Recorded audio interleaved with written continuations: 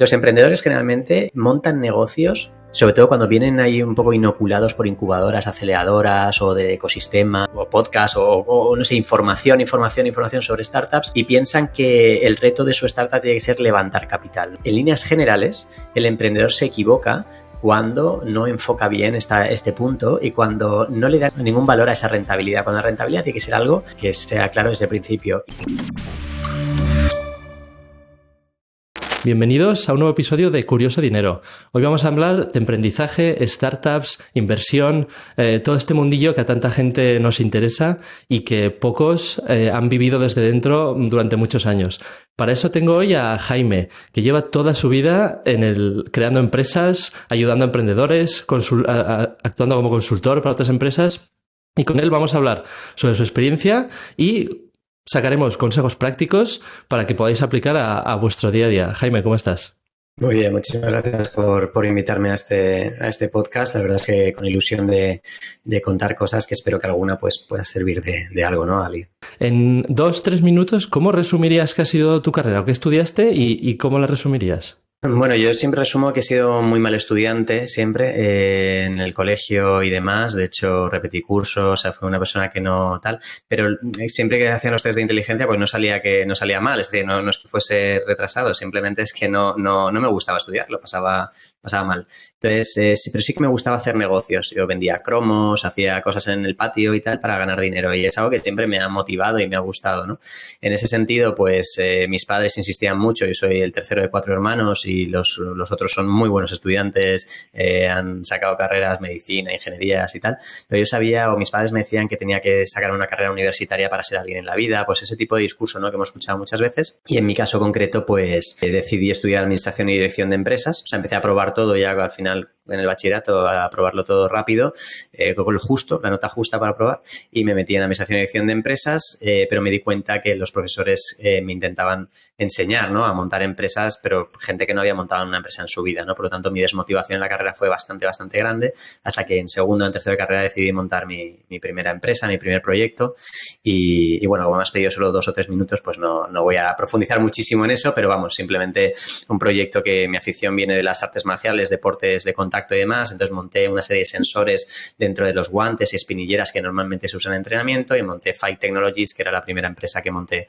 con 20 años. Y bueno, fue un auténtico desastre, lo podemos profundizar si quieres en el camino, pero gracias a eso pues me llevó a emprender en el sector de Internet, porque aprendí que no quería ir a emprender al principio en otro sector que me hiciese invertir tanto dinero. En Internet conocía a muchísima gente súper interesante, luego una empresa de desarrollo de aplicaciones móviles, donde llegamos a tener 30 desarrolladores en Android, iOS y demás, y Windows Phone por aquella época. Y luego monté desde ahí una empresa de drones, que es Drone Spain, que se convirtió en la empresa más grande de España de drones, la segunda de Europa. La vendí en 2017. En paralelo había montado una empresa de realidad virtual también, Icaru, que fue otro auténtico desastre. Pero bueno, la empresa de drones fue muy bien, la vendí en 2017. A partir de ese momento me dediqué a invertir en startups, en proyectos, en emprendedores, en fases presemillas, es decir, en las iniciales, donde yo siempre me había estado peleando, ¿no? Y luego entré en Demium, que nació como una incubadora de startups para gente que no tenía una idea de negocio, no tenía un equipo y quería emprender, y que se transformó mientras yo estaba dentro en un venture capital, en una empresa de inversión, donde teníamos 50 millones de euros y invertimos en 200 empresas en 2 años. Se convirtió en la empresa más de capital riesgo más activa del sur de Europa. Y ahí estuve llevando todas las operaciones del Venture Capital en Europa, ¿vale? En todas las sedes que teníamos en Varsovia, bueno, en 20 sitios. Y pues salí en octubre de 2022, es decir, hace 1 año y 3 meses aproximadamente, y me metí a colaborar con diferentes startups, y concretamente con una que es Flex My Room. Esa ha sido bueno, es una insurtech con mucho potencial. Esa ha sido mi trayectoria, pero vamos, feliz y encantado de profundizar más en el camino y en todo lo que me he encontrado. Casi nada. Yo creo que tienes al final muchos proyectos y se ve que eres bastante inquieto, ¿no?, a la hora de arrancar cosas. Como has dicho, la motivación inicial era el dinero, ¿no?, casi el generar ingresos. No sé si esto ha ido cambiando, porque empezaste con algo de hardware, que imagino que habrías dedicado mucha pasta al tema de los sensores, muchas horas, con un perfil no técnico también te habría costado mucho.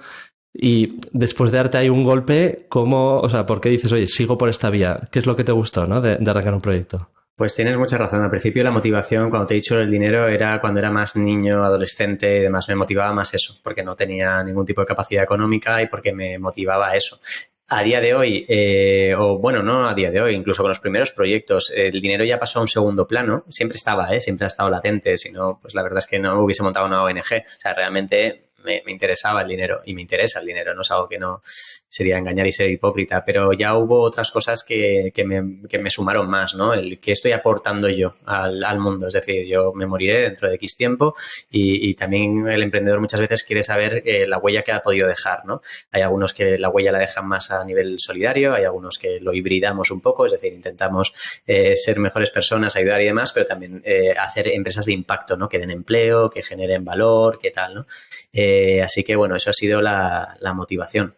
Lo que dices del hardware es totalmente cierto. Como me pegué tal leche, es decir, yo tuve que pedir dinero a familia, amigos y demás para poder montar ese proyecto. Y todo ese dinero se esfumó muy, muy rápido. Primero porque yo no sabía gestionar ese dinero. Y aunque estudiase administración y dirección de empresas, nadie me ayudó a administrar y a dirigir en ninguna empresa. Entonces fue un auténtico desastre.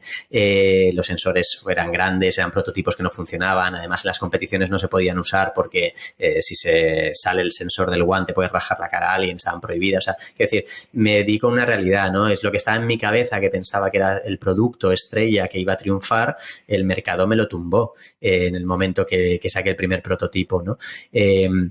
Eso me desanimó al principio un poco, no te voy a engañar, me fui a la lona, es decir, caí, pero me levanté relativamente rápido porque primero tenía 20 años, entonces yo creo que había un componente también ahí de edad y de tal y de energía que me impulsó enseguida, ¿no? Muy, muy, muy rápido. Ahora las caídas quizá duelen un poco más, pero la realidad es que no me dolió tanto. Y entonces por eso decidí emprender en Internet. La historia que siempre cuento, que es así, o sea, es lo que cambió un poco todo, es que en el momento que yo pierdo todo ese dinero, claro, yo tenía cierta vergüenza de cara a la gente que me había prestado el dinero, porque yo siempre que vendo algo o siempre que creo o monto algo, lo hago con una convicción total y logro transmitir esa convicción a los demás. Pero claro, cuando eso falla, pues ya tienes que recular y vas con cierta vergüenza. Entonces yo sabía que seguía queriendo trabajar para mí mismo y que quería seguir creando valor.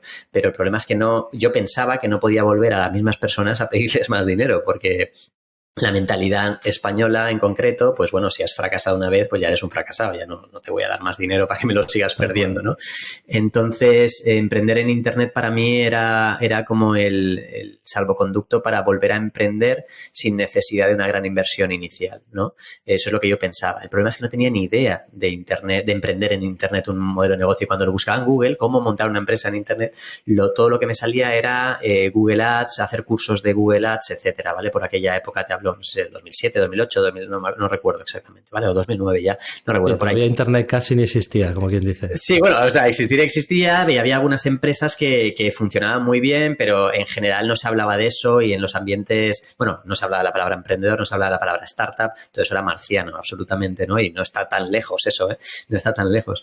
Pero bueno, el caso es bueno, dije, vale, si no puedo montar, o sea, perdón, si no puedo hacer un curso de cómo montar empresas en Internet, lo monto yo. Es decir, hago yo el curso, gano dinero y en los profesores no voy a coger a profesores de universidad, voy a coger a empresarios de Internet que han montado sus propios negocios. Entonces aproveché, mira, si era el 2008-2009 porque era la crisis, empezó la crisis fuerte. Y me metí en LinkedIn y empecé a avasallar a los principales CEOs de todas las compañías, a coches.com, a atrapalo.com, a todas, a Groupon, todas las que estaban ahí petándolo, ¿no? Entonces fui a todos los CEOs, a los CEOs de España, a eBay, al director general de España, etcétera, y dije, mira, los jóvenes no tenemos ninguna oportunidad, estamos muy jodidos, tal, voy a montar un curso para enseñar a montar empresas de verdad de Internet. ¿Quieres ser profe de este curso? Te voy a pagar, es decir, no es gratis, es decir, hay unas matrículas y con ese dinero yo no quiero ganar nada porque te lo voy a dar a ti como profesor.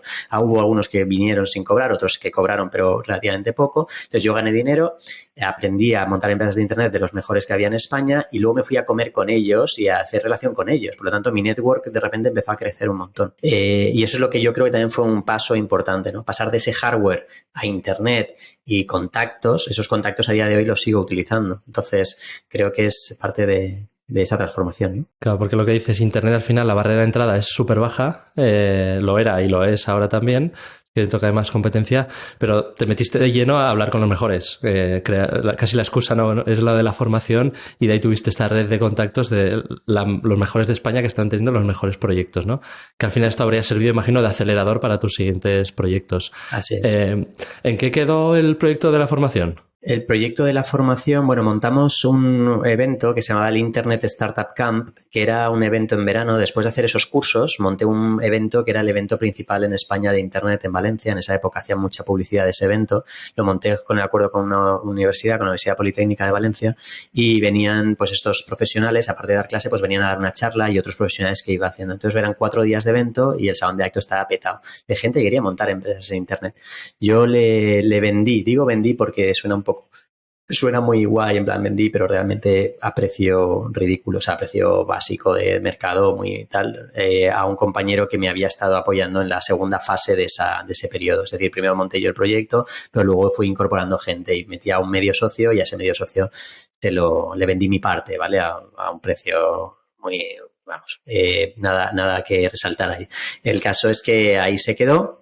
Y estuvo tirando, creo, 1 año y medio más hasta que él se quiso dedicar a otras cosas y lo dejó abandonado. Y además que ya había un montón de cursos de universidades principales. Salieron escuelas de negocio en Madrid, recuerdo, que hicieron exactamente el mismo curso que yo, cambiando 4 cositas y llamando a los mismos profesores. Es el mercado, es normal que pase eso, pasó eso, pero ya no estaba yo peleándolo y mi socio o ex socio se motivó por otras cosas y lo dejó estar. Ahí se quedó ese proyecto. Y entonces tú saliste, yo creo que has entrado y salido de unos cuantos proyectos en tu carrera. En este caso, ¿qué es lo que te motivó a salir? ¿Eran otros intereses, otro proyecto que apareció relacionado? Sí, al final soy un culo inquieto y eso no lo puedo negar. Sí que es verdad que con la edad y con los años ya estoy cogiendo unos niveles de compromiso que antes me costaba más coger. Es decir, ahora puedo comprometerme con un proyecto y aunque vea cosas que me atraen muchísimo, me contengo, ¿vale? Esa contención la he logrado después de muchos años, pero al principio me costaba mucho. Al principio, si había algo que me ultra motivaba más y estaba muy tentado, pues quizá hacía ese salto, ¿no? Por eso he saltado en diferentes proyectos, pero yo creo que también que gracias a saltar, pues bueno, tuve la suerte de conocer a las personas adecuadas y de montar la empresa esta de drones que te comento.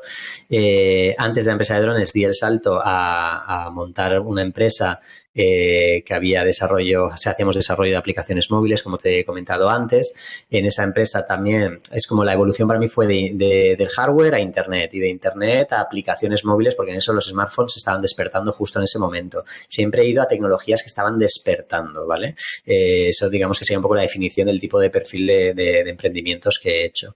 Entonces, la que me motivó cuando estaba en la empresa de aplicaciones móviles, que hicimos una aplicación para el sector inmobiliario, donde se hacían fotografías de las casas, de los pisos, de los chalets o lo que fuese. Entonces un amigo me dijo, oye, ¿tú sabes que hay un aparato en China que vuela y que toma fotografías? Y entonces vi algunos en internet, algo de información y tal. No se hablaba ni de drones ni de nada, ¿eh? Te hablo de un aparato, ¿vale? Que volaba y cogía fotos. Un cacharro que vuela.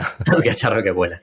Y cuando vi que ese cacharro que volaba podía cargar cámaras con una precisión, con una estabilización de la cámara potente y con una grabación en HD de puta madre, dije, oye, aquí va, esto puede ser una oportunidad.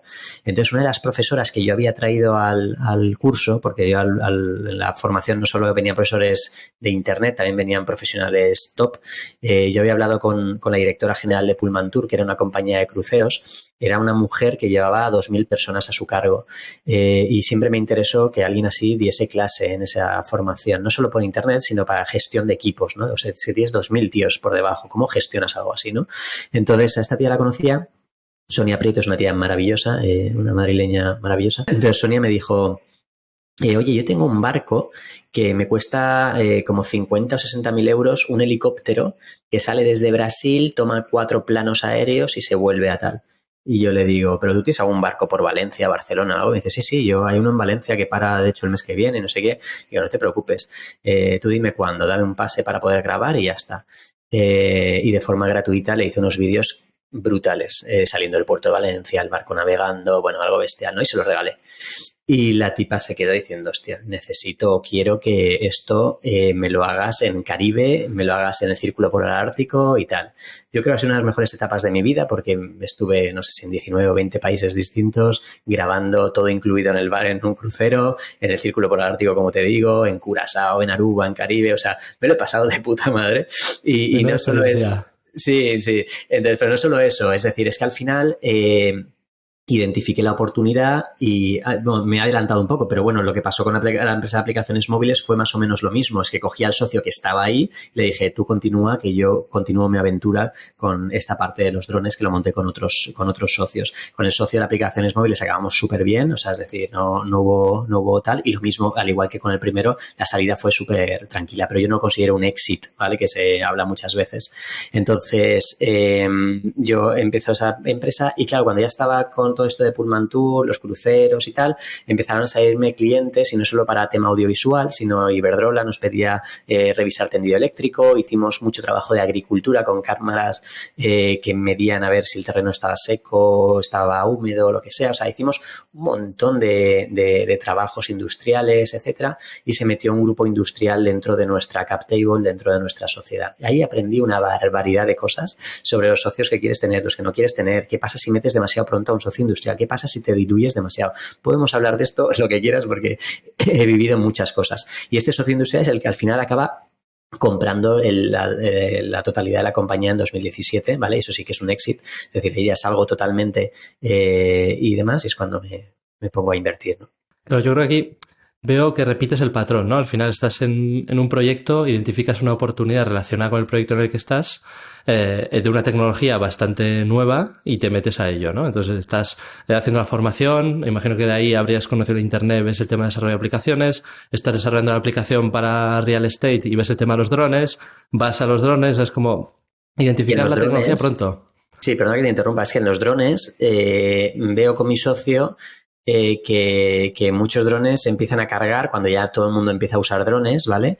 Empiezan a cargar cámaras de realidad virtual, o sea, cámaras, no me sale ahora el nombre, ¿vale? Pero que, bueno, que grababan en 360, y que las imágenes 360 de vídeo permitían con la realidad virtual como meterse dentro, ¿no? Y es cuando montamos Icaru, que era una agencia de realidad virtual y desarrollo de realidad virtual, ¿vale? Y eso lo hago en 2014 o algo así, 2015, muy, muy, muy pionero, ¿no? En España no había apenas empresas de este tipo. Esa sí que fue un desastre, de hecho la cerramos hace 2 o 3 años, hace poquito. Fue un desastre en términos de que nos anticipamos muchísimo al momentum, ¿no? Y las empresas veían esto como la realidad virtual, cuando tú ibas a venderles proyectos de realidad virtual, lo veían como algo muy, lo que yo le llamo vitaminado, ¿no? Es decir, no es una necesidad de ninguna empresa. Si tenía un presupuesto de marketing de X, pues quizá el 1% lo podían destinar a una mierda así. Pero no era algo que motivase, ¿no? Y por eso esa empresa nunca ganó dinero de verdad, ¿vale? Y la tuvimos que cerrar hace poquito, pero sí, al final es tendencia, tecnología y me voy acercando a eso. Hasta que vendo la empresa de drones, que yo creo que cambia un poco también mi mindset. Claro. Y ahí digo, vale, ya llevo 2017, pues llevaría 10 años emprendiendo. Ahora quizá lo que me toca es estar en el otro lado, invirtiendo y ayudando. Vale, eso un poco fue la reflexión, aunque era muy jovencillo, en 2017 tendría 30 años, ¿no? Claro, porque hasta entonces estás con los proyectos, ahí vas conociendo estos, o sea, te vas metiendo en diferentes áreas. Cuando sales, no acabas de vender, o sea, vendes tus participaciones probablemente en la empresa, ¿no? Pero no es un exit de venta de empresa. Y ya con los drones sí que es el momento en el que tienes probablemente tener más capital y más tranquilidad financiera, económica, personal para poder dedicarte, ¿no? A otras cosas. Pues eso es. Y luego, aparte de esa libertad más económica o tal, era el hecho de querer descansar. Creo que un emprendedor es emprendedor, sobre todo porque emprendedor siempre está el debate, ¿no? De si nace o se hace. Yo he visto emprendedores haciéndose, es decir, que no han nacido como tal y se han hecho. Pero son menos de los que la gente cree, ¿vale? Es bastante complicado. Y luego sí que he visto actitudes emprendedoras que van de nacimiento y demás. Pero mucho, y eso te mueres siendo así, es decir, eso no cambia. pero ya el enfoque ya no tiene que ser empezar un proyecto de cero totalmente arrastrando a todo el mundo para lanzarlo y demás, puedes hacerlo desde otros prismas, ¿no? Y el emprendedor tiene que evolucionar y de forma natural evoluciona. Y entonces yo creo que lo que me pasó a mí es eso, es una evolución a otra cosa distinta que es, oye, Jaime, ¿vas a volver a emprender de cero? No lo sé. O sea, es decir, decirte que no sería mentirte. De hecho, he estado tentado en numerosas ocasiones. Pero es verdad también que tengo ahora un conocimiento y una capacidad que me permite poder ayudar un poco más de lo que podía hacerlo antes y me apetece esa fase de la vida. Que volveré a otra, no lo sé, pero por ahora es esta. Claro, pero al final es el efecto de bola de nieve, ¿no? Vas a generar lo que has generado en ese momento cuando vendes los drones, recoges parte de todo lo que has generado hasta entonces y ya, aunque digas ahora voy a empezar algo de cero, realmente de cero, yo creo que no empezarías, ¿no? Porque ya con todo el bagaje que tienes, contactos y demás, cualquier proyecto que inicies ahora ya empieza, no sé, de un 20 o un 30 por lo menos. Sí, puede ser, pero bueno, a lo que me refiero sobre todo es esa parte de que me veo más en disposición de ayudar a una startup, por ejemplo, que necesita escalar, que necesita crecer internacionalmente, que necesita financiarse, que necesita, o sea, me veo más apoyando ese tipo de estructuras que empezando, me refiero yo, el negocio con una idea de negocio y empezarla, ¿no? Que eso no quita que quizá dentro de 5 años, de 10, de 2, de 20, pues vuelva a hacerlo, ¿no? Pero a día de hoy estoy en esta fase, ¿no? Te voy a preguntar sobre una cosa de la que yo creo que se habla poco en el mundo emprendedor, que es cómo sobrevivir los primeros años, porque al final normalmente un emprendedor arranca el proyecto, no tiene apenas ingresos, porque todo el dinero que genera la compañía normalmente se reinvierte, pero el emprendedor tiene que sobrevivir, ¿no? Tiene que tener un sueldo de alguna forma, tiene que ingresar dinero. Entonces, esto durante 2 años, pues bueno, yo creo que lo puede soportar cualquiera. Más es complicado. ¿Cómo has vivido tú esto de el cobrar como emprendedor o ganarte la vida como emprendedor antes de llegar a un éxito? Bueno, aquí yo voy a ser muy claro con lo que es mi opinión y obviamente puede haber mucha gente que no piense igual. Creo que es que has abierto un melón muy interesante porque se abre por diferentes líneas. Lo que yo he vivido a nivel personal es diferente porque yo con 20 años no necesitaba no necesitaba un sustento como tal. De hecho, con 20 años no sé si vivía con una novia o vivía, ahora no recuerdo si con mis padres o parte con la novia, parte con mis padres. Ahora, para mí era más fácil emprender, ¿vale? Desde luego no tiene nada que ver ahora que tengo hijas y que sería complicadísimo, ¿vale? Pero aquí hay varios elementos. El primero, los emprendedores generalmente montan negocios, sobre todo cuando vienen ahí un poco inoculados por incubadoras, aceleradoras o de ecosistema o podcast o no sé, información sobre startups y piensan que el reto de su startup tiene que ser levantar capital, ¿no? Esa frase, tengo que levantar capital. Para mí, después de tantos años, creo que levantar capital es algo que tiene que venir solo si la empresa tiene la argumentación y justificación necesaria para hacerlo y que el enfoque de cualquier emprendedor cuando inicia un negocio tiene que ser la rentabilidad del negocio.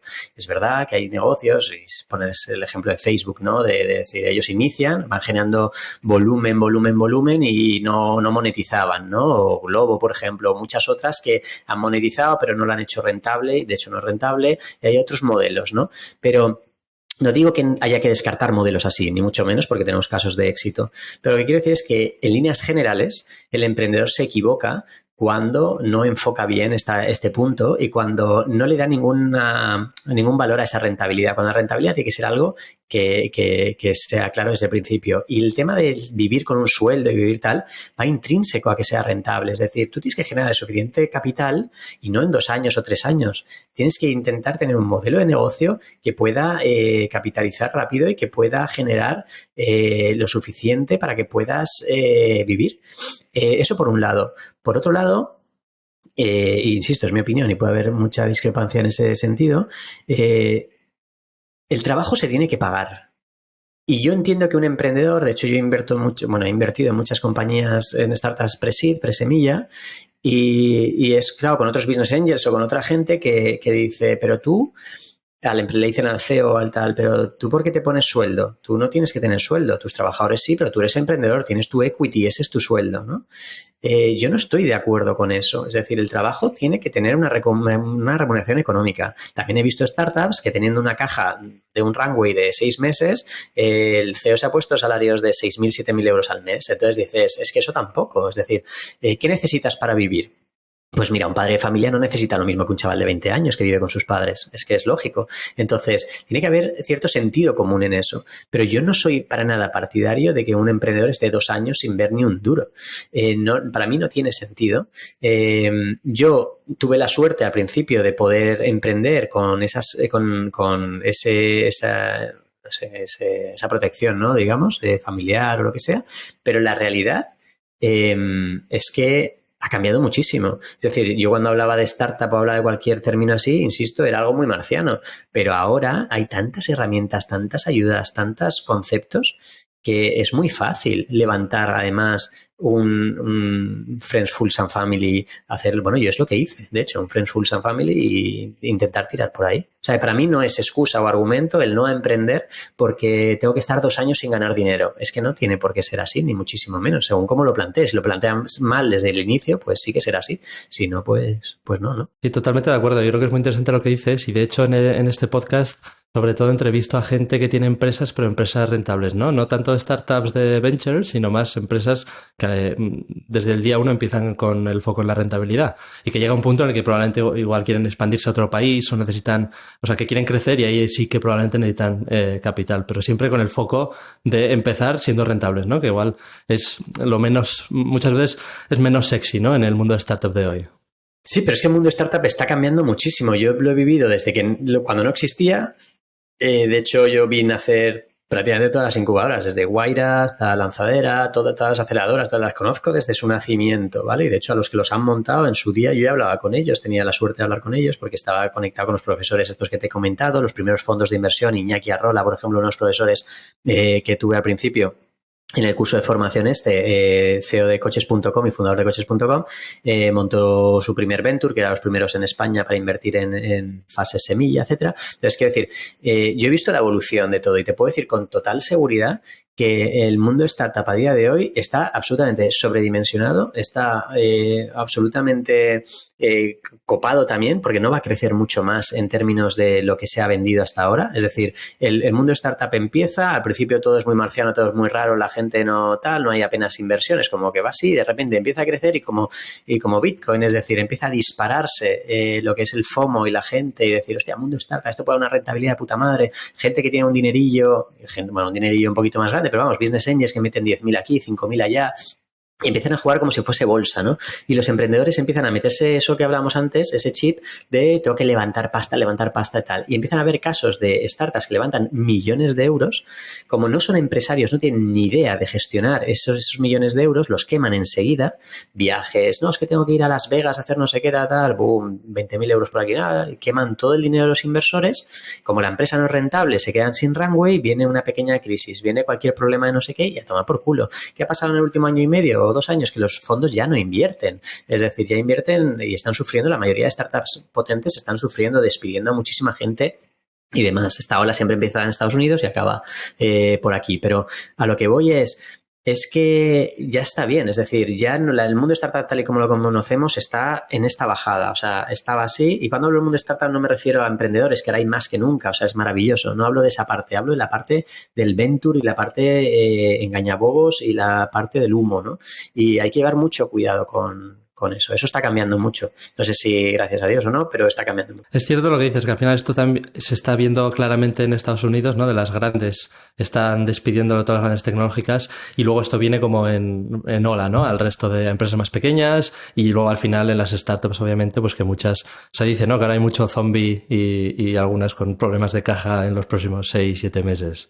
Sí, con EREs muy grandes, lo estamos viendo en muchas compañías y grandes potenciales unicornios españoles que lo iban a petar y están reduciendo y tirando para atrás. Pero no es porque no haya buenos negocios, no haya buenos emprendedores, que los hay, es que se ha invertido en mucha basura.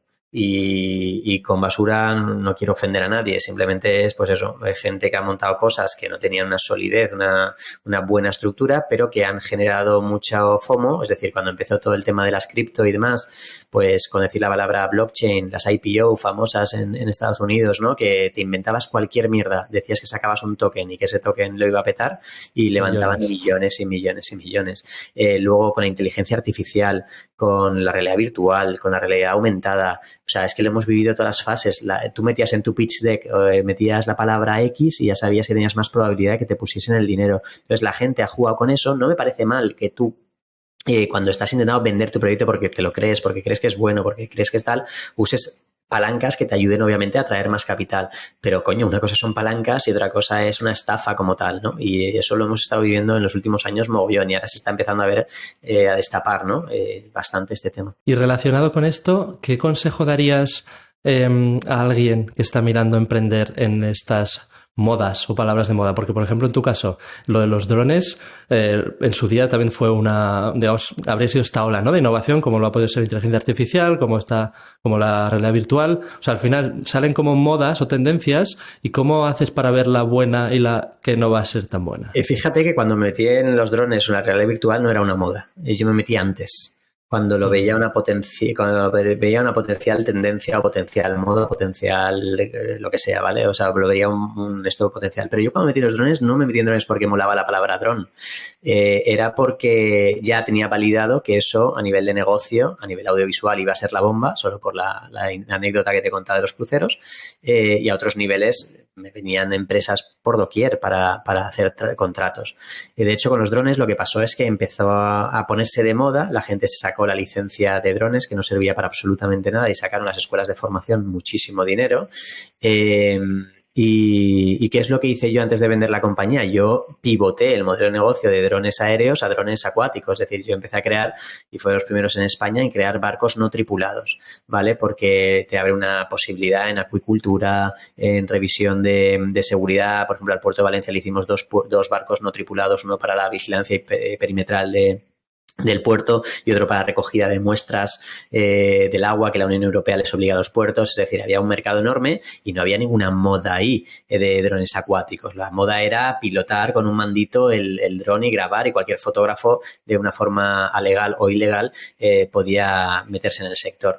Entonces, contestando a tu pregunta, ¿qué recomendaría a alguien que quiere meterse ahí? Es decir, yo no estoy diciendo que no te puedas meter inteligencia artificial, por ejemplo, ahora con todo lo que está saliendo de ChatGPT y demás, que es bestial las oportunidades de negocio que hay. Yo no digo eso, no digo que no haya que meterse. Lo que digo es que el problema, sobre todo cuando lo miras desde el lado inversor, no emprendedor, aunque ahora volvemos a la parte de emprendedor, es que el inversor no tiene ni idea, está confundido.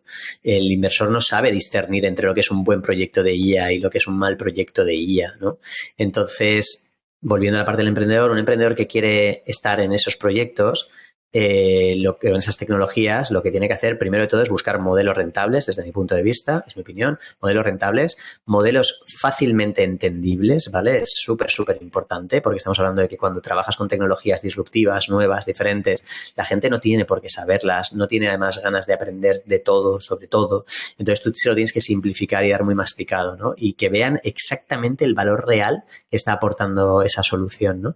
Y luego en tu pitch deck y en todo eso, que intentes vender sobre todo lo que estoy diciendo, la parte de impacto real de negocio. No tanto decir la palabra IA, que sí, coño, que lo haces con IA y es maravilloso que lo hagas con IA, pero ¿qué soluciones realmente? ¿Por qué esto va a ser un cañón? No, porque es que es la tendencia de moda ahora la IA y por eso nos vamos a forrar. Pues habrá algún inversor que le guste ese FOMO y que crea y que le guste que tu empresa entre en esa dinámica de humo y que acabe vendiéndose muy, muy caro porque realmente se crean ese humo otros. Pero como esa tendencia, lo que estábamos hablando antes, se está acabando, es decir, ya el humo se está cortando por doquier en todas partes, céntrate en crear una propuesta de valor que sea entendible y que sea realmente impactante en el mercado. Y eso es lo que tienes que vender. Pero encantado que uses la IA. La IA, al igual que los drones en su momento, eran una herramienta para conseguir una serie de cosas. No eran la empresa. La empresa no son drones, la empresa no es IA, la empresa no es blockchain, ¿vale? Son herramientas de la tecnología que usas para llegar a un fin. Céntrate en ese fin, en explicarlo muy bien y en ganar dinero con ese fin y te irá maravillosamente bien. Si te centras solo en decir la palabra IA constantemente, pues conseguirás a dos despistados que te den algo de dinero, pero el proyecto fracasará, tú fracasarás y encima pues quizá tienes hasta problemas con los inversores que han metido pasta. Claro, al final, o sea, lo que es la propuesta de valor es lo importante. Y yo creo que esto se ve muy claro en el ejemplo de los drones que has comentado, que al final tú tienes a una persona que se gastaba 40.000 euros en sacar vídeos de un barco y tú, gratis, le diste un vídeo mucho mejor sin pedir nada a cambio. O sea que al final ese es como el ejemplo muy claro, ¿no? De esto sí, es lo que te estoy ofreciendo y la tecnología es la herramienta. Pero hay un matiz ahí, ¿eh? Yo se lo dejé gratis porque era una amiga. Y acto Claro. seguido lo que me dijo es, ahora venís a Caribe, lo hacéis a Caribe y el contrato era de pasta. O sea, quiero decir, pero sí, era por matizar, porque no quiero mandar el mensaje a un emprendedor de haz las cosas gratis, ¿no? Y eso era la curiosidad, ¿no? Que se lo regalé porque era una amiga y eso me abrió otras puertas, ¿no? Fue una especie de estrategia también, ¿no? Hacerlo de Claro. esta forma. Pero bueno, en resumidas cuentas, sí, totalmente. Creo que es lo que hay que hacer, ver la tecnología como una herramienta y no como tu argumento de venta, ¿no?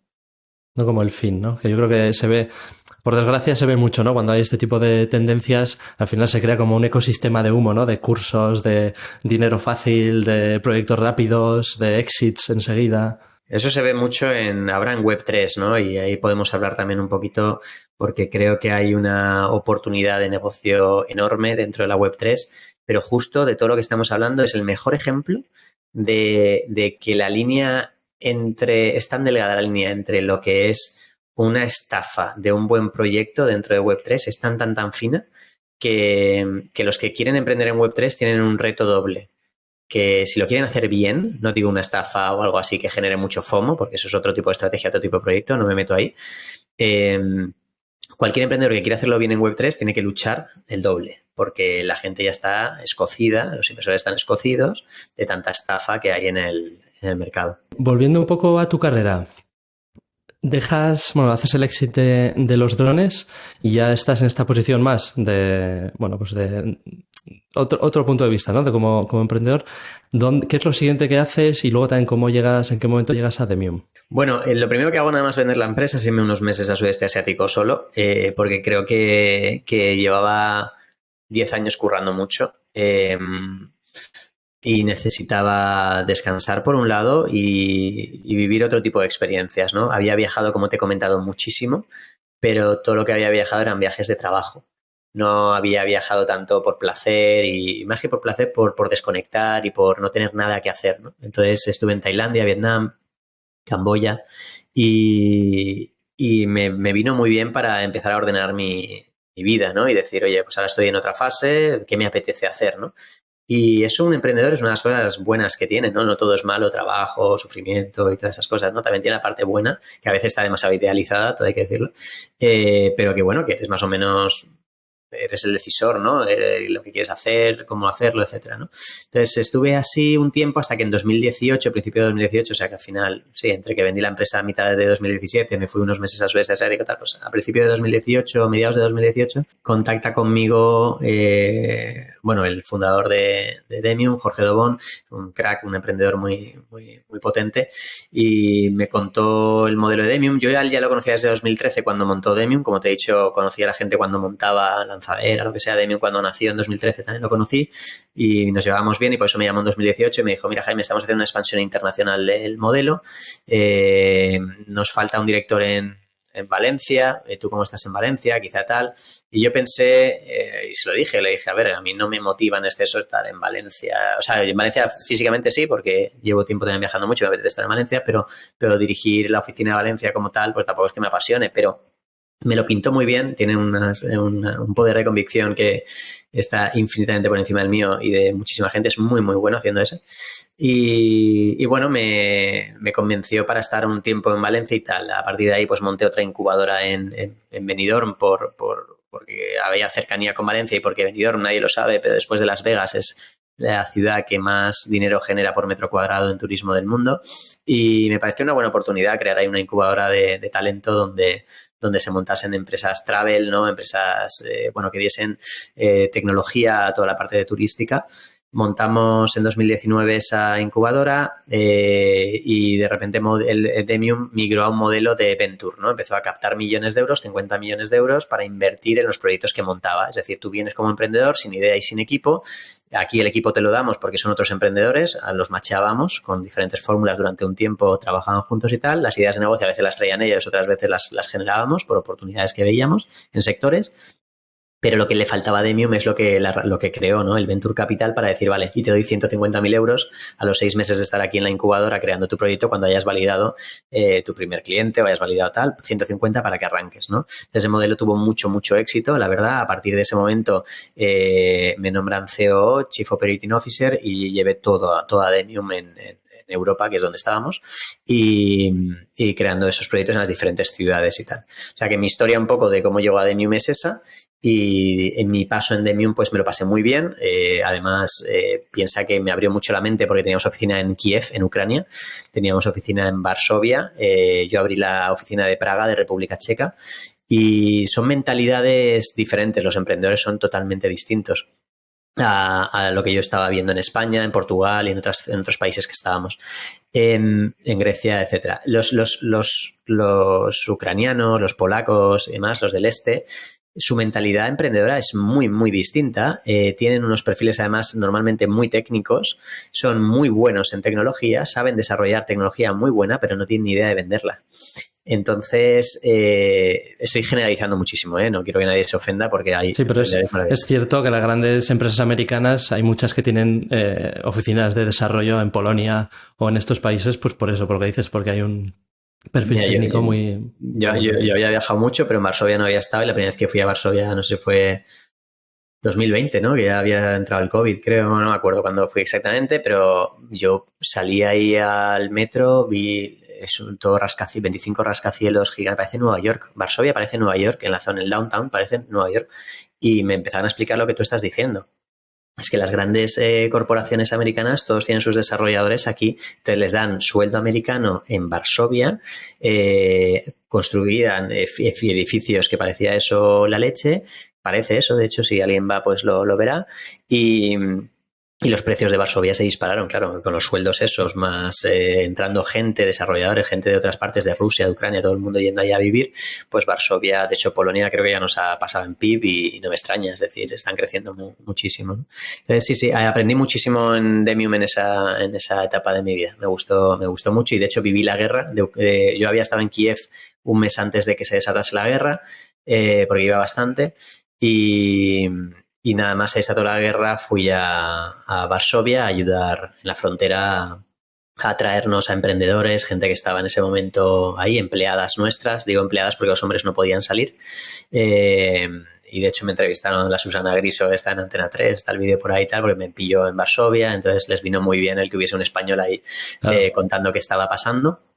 Y nada, o sea, he vivido muchísimas anécdotas, pero bueno, no quiero tampoco aquí hacerlo mucho más largo esa parte, ¿no? Sí, experiencia bonita y dura a la vez, imagino, la de Ucrania.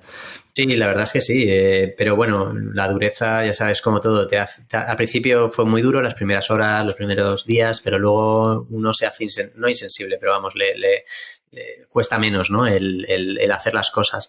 Y luego hubo una voluntad por parte de todo el mundo. Yo necesitaba en Varsovia alojamiento para los que estábamos trayendo, y enseguida cualquier institución, cualquier empresa, el gobierno de España, estuve en la embajada española, todo el mundo se ofreció, estuve con el embajador de España en Ucrania, que estaba en Varsovia cuando se desató la guerra, obviamente lo sacaron del país, y todo lo que quisiese, necesitase, me lo ponían encima de la mesa. Por lo tanto, que bueno, era para mí, evidentemente era para la gente. Aquí en Valencia conseguimos pisos gratis, trajimos en avión desde Cracovia a un montón de emprendedoras con sus hijos, porque venían con sus hijos, con sus madres, venían tal. Claro. Y de hecho, a día de hoy tengo ex empleadas mías, es decir, gente de mi equipo que sigue viviendo en Valencia, ucranianas, que como la guerra no ha acabado, siguen aquí con sus niños en el colegio y hablan español. O sea, no sé, mola. La vida en ese sentido es curiosa, pero mola.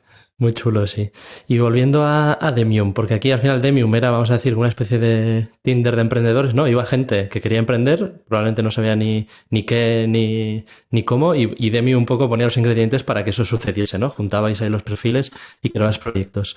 Tu rol ahí era, o sea, ¿cuál era tu rol concretamente?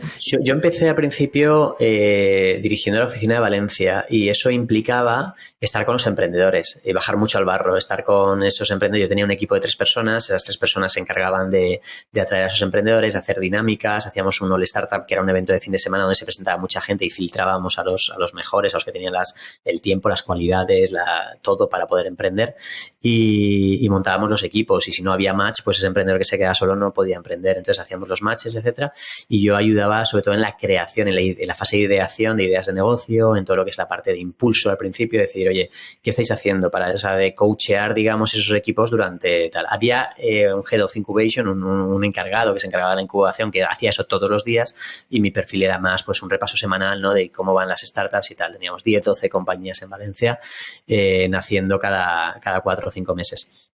O menos, cada 3 o 4 meses.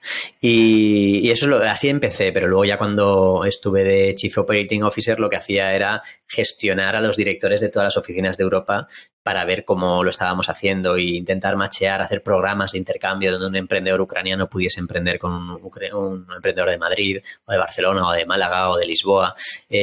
No sé, crear el ecosistema necesario para crear más y más compañías, ¿no? Al final mi responsabilidad era que creásemos un volumen de compañías muy alto para presentarlo al fondo de inversión que habíamos montado.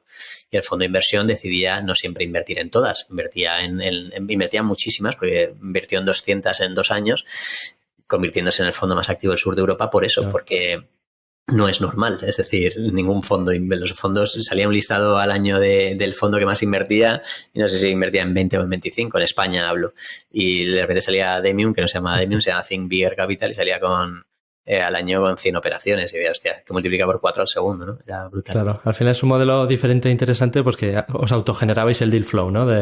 Para el fondo.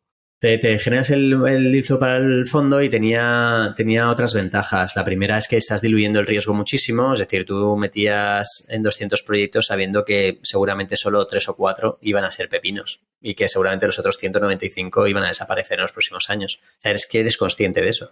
Pero piensa que es un modelo que puede parecer muy especulativo, pero la realidad es que estás apoyando a 200 empresas. Estás apoyando seguramente a 1.000 emprendedores, o sea que no es ninguna tontería, ¿no? Estás apoyando metiendo 150.000 euros en el momento que más lo necesita esa gente. Claro, y al final, pero esto es la realidad, ¿no? Dentro de Demium o en cualquier mercado, el 90% de las empresas fracasa. O sea que al final las que tienen éxito son muy pocas, por lo tanto es al final estadística aplicada, ¿no? A este modelo. Sí, no, y luego lo que es fracaso y no fracaso es un término que también en el mundo emprendedor lo podríamos también analizar mucho, ¿no? ¿Qué es tener éxito? Es decir, mi éxito de Drone Spain, que la gente muchas veces o en los medios y tal, pues se ha tratado como la leche, la realidad es que hay exits infinitamente superiores y ha sido una venta de empresa y muy interesante, pero no ha sido nada del otro mundo, ¿vale? O sea, nada que tenga que salir en 20.000 sitios, no es algo así.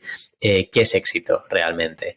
Que vender una empresa es éxito, ¿por cuánto? O sea, hay tantos matices en eso que dices, sí, hay un 10% de empresas que no mueren, pero es que de ese 10% te diría que el 90% se quedan zombies, que significa que, bueno, que pueden facturar para pagarse los sueldos y salarios y ya está, pero no son startups, se convierten en pymes que al final pues o acaban muriendo o acaba es un autosalario para sí, los emprendedores y ya está. Sí, que al final a nivel del inversor es algo que no le va a generar ningún retorno. Cuando estabas en Demium, aquí entiendo que cobrarías un sueldo. No sé si también aportabas capital en proyectos interesantes que veías. No sé, a título personal o con Demium. Sí, hubo al principio varios criterios, porque piensa que es un fondo regulado. Es decir, está regulado por la CNMV y no permite ciertas cosas, ¿no? Hay una parte de compliance, una parte de... Piensa que si yo invierto en un proyecto antes que el fondo o antes que los inversores de tal, tengo una información privilegiada, se puede entender que tengo una información privilegiada o que me he aprovechado de la estructura y como es un fondo regulado, pues eso estaba muy mal visto. Antes de salir del fondo yo sí que había invertido en proyectos y ahí sí quedaba igual cuando invirtiese, porque de hecho yo invertí en proyectos que fracasaron 6 meses después y perdí todo. Pero bueno, yo podía pegar esa inyección de capital.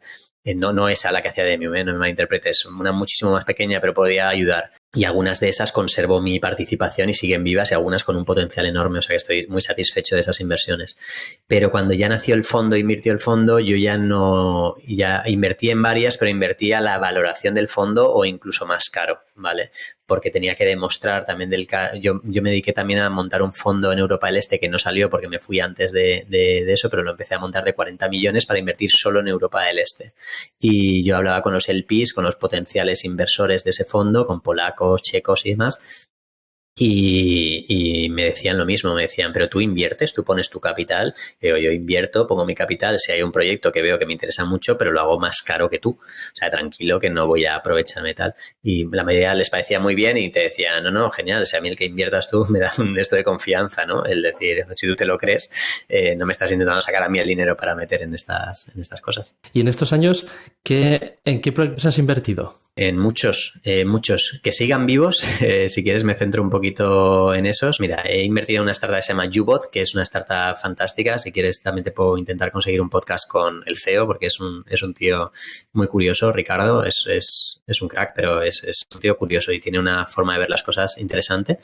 YouBot, por ejemplo, es una plataforma que lo que hace es meter la gente, sobre todo a las telecos que venden... ya lo diré, telefonía móvil y fijo, pero no pueden vender televisión porque no tienen esa capacidad. Yubo tiene un hardware y un software que básicamente es un aparatito que lo venden como marca blanca. Y ya pueden esas empresas teleco ofrecer televisión, así es como nace.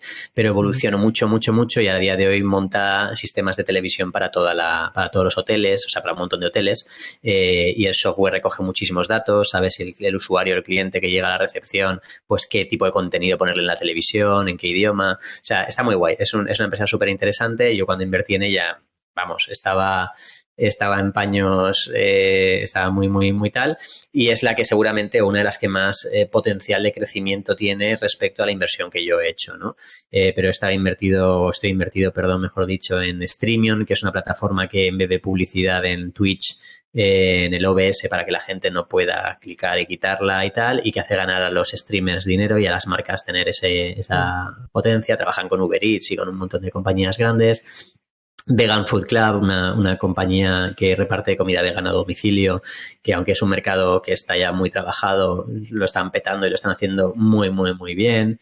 Flex My Room, donde yo estoy actualmente, es una compañía también que lo que hace es embeber seguros de viaje durante el proceso de reserva de los hoteles, es decir, yo reservo en un hotel directamente en vez de en Booking y ir solo reservando con ellos en la tarifa ya me está incluyendo un seguro de cancelación, por si al final no puedo ir, me devuelven el dinero. En las tarifas no reembolsables, que en principio no te la deberían devolver, el hotel no te devuelve el dinero, pero es la compañía aseguradora la que te devuelve el dinero. O seguros de viaje, de asistencia en viaje, es decir, en vez de tener que ir a IATI o a cualquier compañía externa o a Mapfre y sacarme un seguro de viaje, el hotel ya me lo está regalando, me lo está incluyendo en la tarifa, por lo tanto venden más que Booking y eso les hace no perder la comisión que pierden si vende Booking su producto, ¿no? Entonces, bueno, este es un pepino de compañía Insurtech. Yo qué sé, es que estoy en mogollón. Ahora me han venido esas tres, pero vamos, estoy en más. ¿Qué dirías cuál es tu ticket medio cuando has invertido en estos proyectos? Bueno, no te sabría decir, pero yo creo que entre 5 y 10.000 euros. Yo no tengo una capacidad de poder estar metiendo 20, 30, 50.000 euros entre los proyectos que me gustan. De hecho, he hecho un modelo muy parecido al de Demium, al de he diversificado muchísimo. Han muerto un montón de compañías. Si hubiese metido tickets más altos, pues no sé si me habría ido igual. Quizás sí, quizás no lo sé. Pero no habría podido diversificar lo que he diversificado.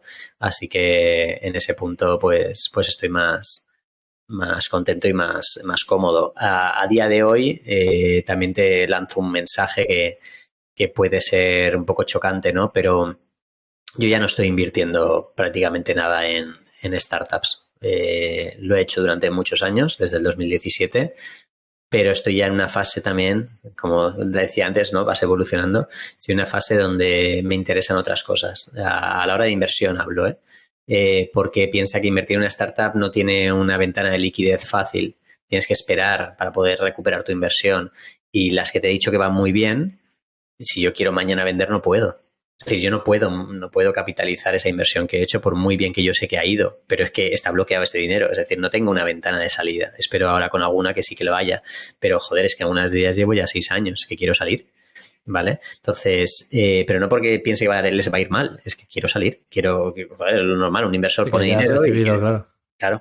Entonces, ya estoy en una fase donde hay otras cosas que me gustan más. Todo el mundo de la Web3 me apasiona mucho más, me interesa mucho más y veo que invertir en tokens, invertir en otro tipo de cosas, con mucho cuidado, ojo, que no quiero aquí lanzar tampoco un mensaje de tal, pero cuando tienes conocimiento del sector y cuando conoces bien las cosas, es como la bolsa, ¿no? Puedes comprar y vender en el momento que quieras, retirarte y dedicarte a otra cosa. Así que así estoy. Vamos a hablar de un poco de Web3, porque lo que es Web3, blockchain, cripto, esto tuvo su bueno, un reciente pico fue cuando la pandemia, que todos estamos en casa y se empezó a hablar de esto por todos lados, el Bitcoin se disparó, salieron todas estas criptomonedas, las shitcoins, que al final han acabado la mayoría en nada, ¿no? Casi como en 2017, que también hubo algo parecido, pero que en 2020-21 ha sido como más. Y lo que comentabas antes es que ahora es el que quiere emprender en ese sector tiene que luchar contra ese, digamos que es esa estafa, ¿no? Que la mayoría de gente piensa. Y yo sí que creo que el blockchain, la tecnología, va a ser totalmente disruptiva. Bueno, lo está siendo en algunos sectores, pero todavía está como camuflada por todo este humo alrededor de las estafas que han ocurrido. ¿Qué oportunidades estás viendo o por dónde crees que van a ir las cosas? Es que es un tema que da para mucho, pero intentando simplificar o sintetizar todo esto, te diría que lo que pasó en 2021 pasó también, pero de otra forma en 2018, 2017. Anteriormente, lo que pasa es que la mayoría no lo vivimos, pero sí que hubo también cierto tal. Son ciclos que pasan en el mercado de la bolsa, en todas partes, ciclos que sube, que baja. Por cierto, ahora, pues el ciclo que toca en el año 2024 a finales, o a mediados, es una subida, lo que toca, según si sigue el comportamiento desde que nacen las cripto, es una subida del mercado. Llevamos 2 años de bear market, donde está todo, ha estado todo rojo abajo del todo, y parece que despierta otra vez. Lleva unos meses despertando. Ayer se aprobó, antes de ayer, la LTF de Bitcoin. La gente ha entrado en la trampa y ha comprado y está subiendo, pero las próximas semanas yo creo que va a haber una corrección bastante grande para asustar, y cuando todo el mundo está acojonado es cuando eso empieza a subir, no cuando todo el mundo piensa que lo va a petar, ¿no? Entonces, bueno, está la cosa divertida.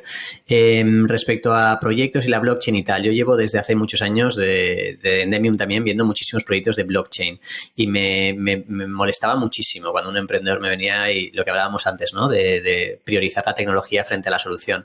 Decía, no, porque yo tengo una startup de blockchain y tal, y lo que me explicaban lo que hacían, y digo, pues eso con una base de datos normal lo tienes hecho, es decir, no necesitas una blockchain para absolutamente nada, ¿no? O los proyectos de blockchain que veía, la mayoría necesitaban que en toda la cadena, es decir, por ejemplo, un proyecto que se llama Trazable, que es una startup de Valencia que nace en Demium, que luego pasó a Lanzadera, que sigue viva, que está por ahí y no le va mal, pero tampoco es que lo estén petando. Es una startup que lo que hace es eso, hace la trazabilidad desde que el huevo de una gallina sale en una granja hasta que la compras en Mercadona, ¿no? Es decir, toda esa trazabilidad de dónde está ese huevo, cómo se llama, vale, todo eso es interesante, pero hay mucha gente que tiene que participar haciendo el check en esa cadena. Es complicadísimo. La blockchain es muchísimo más complicado de lo que la gente se piensa, por lo tanto puede ayudar en unas cosas y en otras no tanto. La parte de divisas sí que me interesa mucho más, la parte financiera, no sé, creo que hay un mercado de seguros, de finanzas, de economía, de transacciones, de transferencias de dinero. No es casualidad que El Salvador y otros tipos de países pues pongan el Bitcoin como moneda también.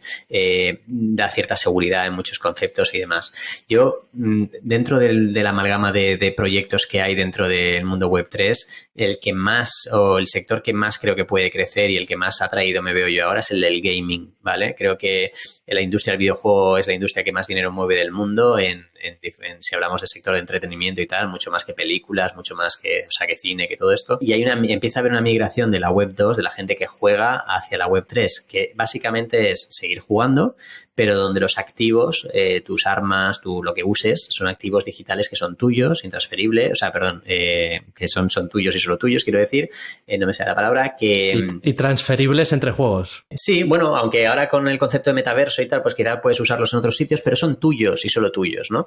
Y tú puedes dotarlos, craftearlos, crear valor en esos activos digitales, y esos activos digitales los puedes vender, los puedes hacer un montón de cosas, ¿no? Este tipo de transacciones, que pase todo por la blockchain, que esté todo registrado, que yo pueda ver la wallet de un jugador y saber lo que hace de una forma muy limpia, ¿no? O sea, que hay un universo de oportunidades en el gaming que son muy, muy potentes, ¿no? A mí hay un juego que me tiene absolutamente fascinado dentro de la blockchain, que es Star Atlas. Es un juego que pertenece a la red de Solana, y Star Atlas en concreto es un proyecto americano que está rompiendo todas las barreras y ha conseguido ahora mismo superar a Axie Infinity, y es el juego que más dinero vende, que más dinero mueve todos los meses en compra de naves, porque está basado en el universo y tal. Y la gente dice, pero comprar unas naves espaciales, un NFT, eso es una estafa, eso no sé qué. No, es que es muy divertido, porque tú compras el concepto general, que todavía no se puede hacer en el juego, pero que se va a ir haciendo, que se va construyendo poco a poco.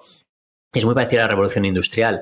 Es decir, tú coges un territorio, como una parcela en un universo, lo que sea, y tú puedes explotarlo tú. O sea, tú lo compras, lo puedes explotar tú, y ahí vas minando y minas unos materiales, los crafteas y creas unas naves que te pueden llevar a otros lugares para craftear otras cosas o para compartir negocio con otros o para lo que sea, ¿no? Es decir, estás creando una economía dentro del juego y de lo que es el metaverso, en este caso de Star Atlas, ¿no? Entonces, es fascinante ver cómo la gente cobra impuestos.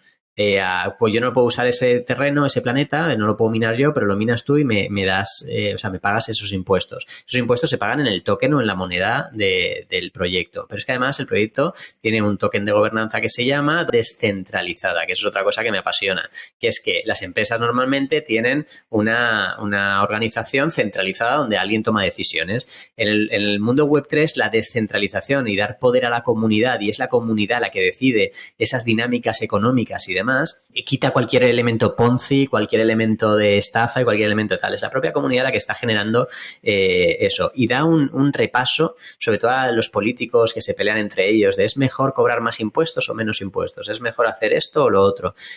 Cada partido dice su cosa, ¿no? Coño, aquí tienes un ejemplo claro de lo que es lo mejor, no, porque solo te tienes que ir a este sistema solar donde tienes un huevo de comunidades que no se conocen entre ellos, pues un americano, un filipino, un español y un alemán, que dominan ese terreno, tienen su DAO, tienen su gobernanza y han decidido hacerlo de esta forma. Joder, pues mira, no sé, pongo un ejemplo, no digo que yo opine igual. Estos no están cobrando prácticamente nada de impuestos, lo que están haciendo es generar una economía bestial dentro de ese sistema porque se quieren ir más gente, porque les cuesta menos crear valor ahí. Este cobra muchísimos impuestos, este otro sistema, y no va ni Dios. No sé, lo que sea. Entonces, es un experimento social que me encanta, no solo por el negocio, sino por toda la parte social. Así que resumiendo, Gaming Web 3 para mí es muy interesante. Sí. E invertir en proyectos, pero esto no es una recomendación de inversión en absoluto, que quede bien claro, pero a mí también me gusta invertir en layers, en lo que son las capas de las blockchain. Bitcoin y Ethereum es la L1, es la capa 1, ¿no? Pero luego están saliendo una capa 2, que no vamos a entrar a profundizar lo que significa cada cosa, pero la capa 2 que están yendo como un tiro y que me encanta también. O sea, lo que es la tecnología profunda también me gusta mucho. Y volviendo al gaming, porque sí que salieron durante la pandemia muchos juegos de estos, como has dicho, ¿no? El de Axie Infinity, luego había otro también de terrenos más como un planeta, no me acuerdo el nombre. Me acuerdo uno en Solana que había sobre zapatillas, que comprabas las zapatillas, salías a correr. O sea, han ido saliendo con muchos juegos. Y yo creo que en la mayoría lo que ha pasado es que se han visto como, oye, dinero rápido, voy a compro el token y se multiplica por 200.000 o lo que haga falta. Y luego son juegos que al final la gente no los usa y que, digamos, que se metió mucho capital por especulación, ¿no? Entonces, no sé cómo ves esto, por ejemplo, en este proyecto concreto que yo no lo conocía, porque al final es un riesgo, ¿no? También para el juego. Sí, te cuento. Es importante entender todo, ¿vale?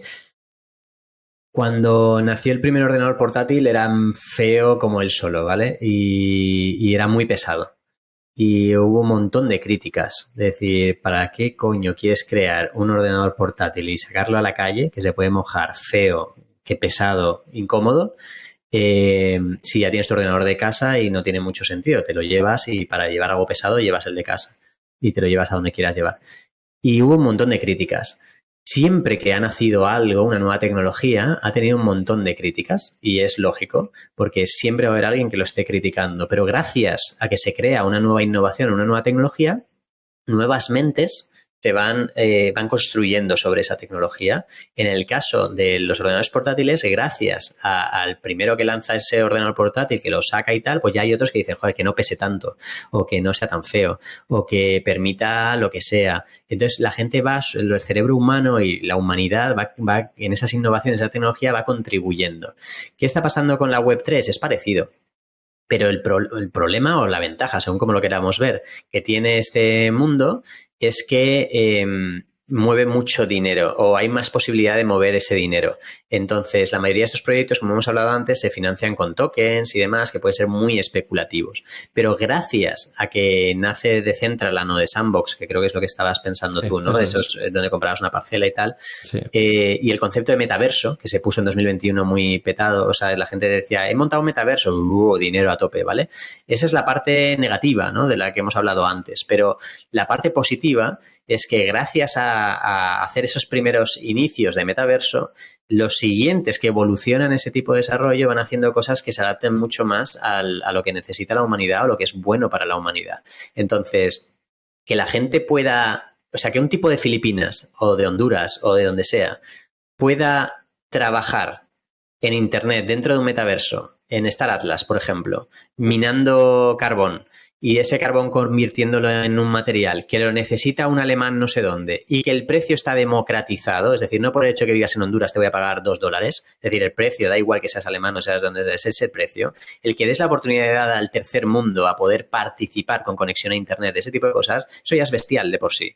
Y eso cambia totalmente el razonamiento y de hecho cambia el orden mundial, o puede cambiarlo. Eso ya es tan bestia, es tan potente, que aunque entiendo que ahora mis palabras pueden parecer muy filosóficas y muy lo que sea, la realidad es que claro que hay especulación y claro que hay momentos del mercado y que hace 6 meses tú lanzas un proyecto de metaverso y no te mete dinero ni Dios y que dentro de un año seguramente te meta dinero hasta, vamos, el que sea, hasta mi abuela te mete dinero seguro en el proyecto de metaverso. Bueno, es que una cosa va con la otra y no lo podemos separar. Siempre va a haber haters, siempre va a haber gente que tal, pero siempre va a haber una contribución de la humanidad.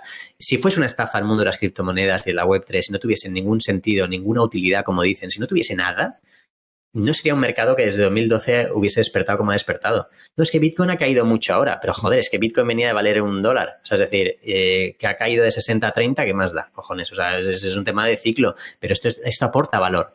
¿A quién? ¿Cómo? Eso es lo que tenemos que descubrir, eso es lo que tenemos que crear, es lo que entre todos estamos haciendo. Por eso, contestando a tu parte del gaming y de las dudas que puede plantear este tipo de proyectos, honestamente creo que claro que hay juegos que han fracasado. De hecho, de los metaversos el 90% habrá desaparecido en este bear market seguramente. Pero los que han sobrevivido te tienes que preguntar por qué han sobrevivido, qué están haciendo bien.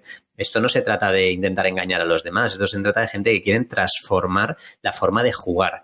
Y la forma de jugar, que es la industria que más mueve todo del mundo de entretenimiento, es lógico que va a migrar gran parte, no digo todo ni mucho menos, pero gran parte a Web3. Ahí hay una oportunidad de negocio para cualquier emprendedor. Que probablemente lo que se ve en los próximos años es, así como en los videojuegos normales, pues vamos a decir un Fortnite, un Minecraft o estos grandes, que haya un proyecto Web3 que se convierta, digamos, viral o que sea tan masivo, ¿no? Como estos Sí, con la diferencia que seguramente sea un proyecto descentralizado donde la gobernanza no la tienen los directivos de Fortnite, sino que la tiene la comunidad y la comunidad decide. Y ese es un cambio también de mindset muy, muy, muy potente. Y bueno, pues veremos, ¿no? En qué queda esto. Quizá esta entrevista o este podcast lo revisamos dentro de 5 o 10 años y de unas tonterías estaban diciendo que estaba diciendo Jaime, pero sí que estoy convencido de que estamos hablando de una tecnología disruptiva, una tecnología que lo puede cambiar todo. Que hay estafas muchísimas, en este sector es horrible, pero hay oportunidades, joder. O sea, si yo tuviese que empezar de cero algo, no lo dudaría, sería en Web3. Claro, al final la tecnología está ahí, la tecnología va a ser disruptiva seguro. El tema es eso, el cuándo y cómo, ¿no? Cómo va a llegar a la sociedad o al día a día, porque hasta ahora, lo que dices, por desgracia, ha sido mucha estafa. Te quería hacer un par de preguntas para cerrar. Una, de toda tu experiencia, de toda tu trayectoria de abrir empresas, imagino que también con Web3 habrás metido dinero en cripto y demás, ¿qué son lo que más rendimiento económico te ha dado? Curiosamente, porque, a ver, digamos que dentro de las inversiones también está la parte inmobiliaria, ¿vale? Y ahí también he movido ficha durante estos años. Y es verdad que la parte inmobiliaria me ha salido bien. De hecho, en cripto no podría decir que haya tenido unos rendimientos a día de hoy extremadamente positivos, porque de hecho yo no tengo problema en reconocer que el bear market a mí me afectó mucho. Es decir, lo que pasa es que, claro, no he retirado ese capital está ahí. Si ahora viene un bull run y tal, pues bueno, lógicamente puedo no solo recuperar, sino ganar bastante. Pero no estoy en positivo en cripto, no tengo problema en reconocerlo. He invertido mucho capital, pero estoy absolutamente convencido de ello, o sea, de lo que he hecho. Por eso no lo retiro en pérdidas y por eso estoy absolutamente confiado en que eso puede ser lo mejor. Entonces, si te tengo que contestar a día de hoy, sería seguramente inmobiliario. Primero, porque lo que he sacado en startups virtualmente puede ser mayor. Lo que voy a sacar en startups puede ser virtualmente mayor, pero como te he dicho antes, no hay ventanas de liquidez que me permitan poderte confirmar que es mayor. El inmobiliario, como sí que he hecho alguna operación y sí que es líquido y sí que es tal, pues la que más liquidez me ha dado, contestando tu pregunta, es inmobiliario. seguido de startups, y como tokens y todo lo que es cripto no estoy vendiendo, simplemente compro, invierto y sigo poniendo ahí, pues tampoco es algo que a día de hoy tal. ¿En qué confío que sea en los próximos 2, 3, 5 años? Cripto, o sea, lo que más me va a dar, seguro. Bueno, tengo esa confianza, pero luego me puedo equivocar. No, está claro, el potencial, lo que dices, es mayor. Inmobiliario al final es más líquido, ¿no? Entonces, por lo tanto, ya lo consigues antes. Vale, y por último, con lo mismo, con toda tu experiencia, sé que es una pregunta bastante cliché o generalista, pero para alguien que esté pensando en arrancar un proyecto en Internet, Web3, vamos a englobarlo así, ¿qué recomendaciones o qué aprendizajes has tenido tú para darles? Sí, hemos hablado, ha sido una entrevista larga, pero muy, muy agradable. Lo que pasa es que es verdad que quizá no hemos, en esta última pregunta podemos detallar mucho mejor algo que creo que es muy, muy valioso, ¿no? Que es saber o qué consejos se puede dar a alguien que está o que quiere empezar, ¿no? Yo puedo hablar de Web3 o enfocarlo hacia Web3, pero la realidad es que lo puedo enfocar cualquier cosa. Yo lo que diría es, uno de los mitos que yo he tenido también que cambiar en mi cabeza es que yo hasta hace muy poquito defendía que las startups tenían que ser montadas por un equipo de personas, es decir, no por un solo founder, ¿vale? Eso poco a poco lo voy cambiando, mi criterio. Y creo que cualquier emprendedor que se siente solo para emprender debería de buscar compañeros de viaje. Eso sí que creo que es esencial. Pero aquellos que no se sientan solos para emprender y que crean que lo pueden hacer, juegan con un elemento extra que es, por un lado, más difícil, que es el hecho de buscar a gente que pueda ser complementario a ti y aportarte un valor que tú no tienes, es decir, en mi caso la tecnología, que yo vengo de la parte de empresa, pues la parte de tecnología siempre he buscado o socios o trabajadores que sean muy potentes, a los cuales he incentivado muy bien.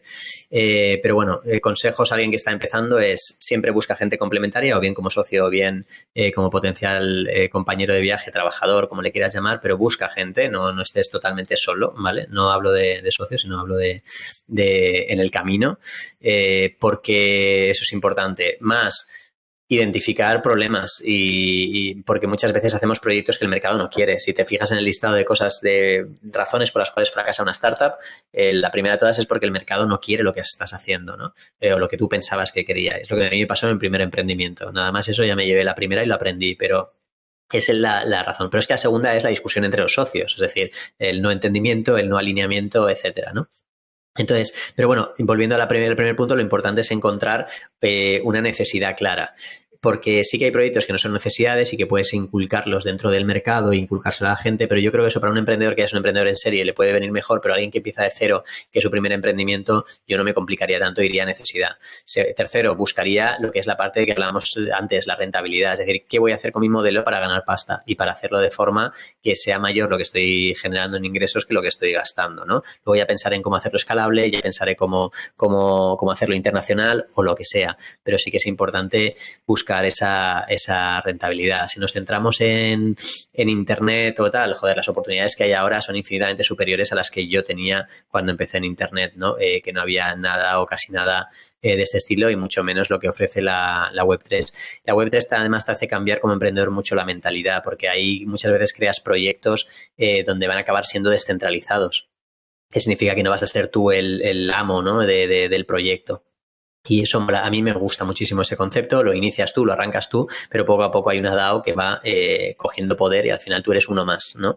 Eso sí, puedes ganar muchísimo dinero porque si creas todo ese proyecto y tiene ese sentido y esa comunidad lo acepta, pues ese token va a valer muchísimo y tú que lo has parido, pues al final vas a tener mucho. Por lo tanto, si buscas dinero, eso es fácil. Recomendaciones con socios siempre, pues eso, es como un matrimonio, es incluso más intenso que un matrimonio, es muy importante dejar las cosas claras, es muy importante tener un pacto de socios, absolutamente vital, no emprendas nunca con nadie si no tienes un pacto de socios, por mucho que sea tu primo, tu amigo, tu hermano, da igual, un pacto de socios, hay muchos ejemplos en internet y si no que te lo lleve un despacho y te cobre 300, 400 euros, pero joder, que te lo hagan y te lo hagan bien, porque ahí es donde pones las reglas de juego por si pasa cualquier problema, que haya un papelito que ya no hay discusión posible, esto es lo que quedamos y acordamos que iba a pasar, ¿no? Y esto es súper importante porque si no, eso viene ahí. Si nos centramos en Web3 nuevamente, pues muchísimo cuidado, porque si no sabes de Web3, te diría que pases mucho tiempo formándote antes de meterte. Tienes que entender muy bien la tecnología y las oportunidades antes de hacerlo, ¿vale? Y si te metes en un sector que no es Web3, pues insisto, hay cosas muy, muy interesantes. Toda la parte, a mí me gusta mucho el InsurTech, me gusta Travel Tech, me gusta todo lo que tiene que ver con industrias que son más casposas, aunque suene un poco mal, que son industrias más tradicionales, donde no ha habido una innovación muy clara, y que puedas coger las tecnologías o herramientas que hemos hablado antes, vamos a llamarle herramientas, que den soluciones a cosas que a día de hoy ni en los mejores sueños de esas tecnologías podrían hacer. Tú cuando le solventas la vida a alguien, y sobre todo si vas a un B2B donde le solventas la vida a una empresa grande o a un conjunto de sector empresarial grande, no vas a tener ningún problema en generar dinero y en generar negocio.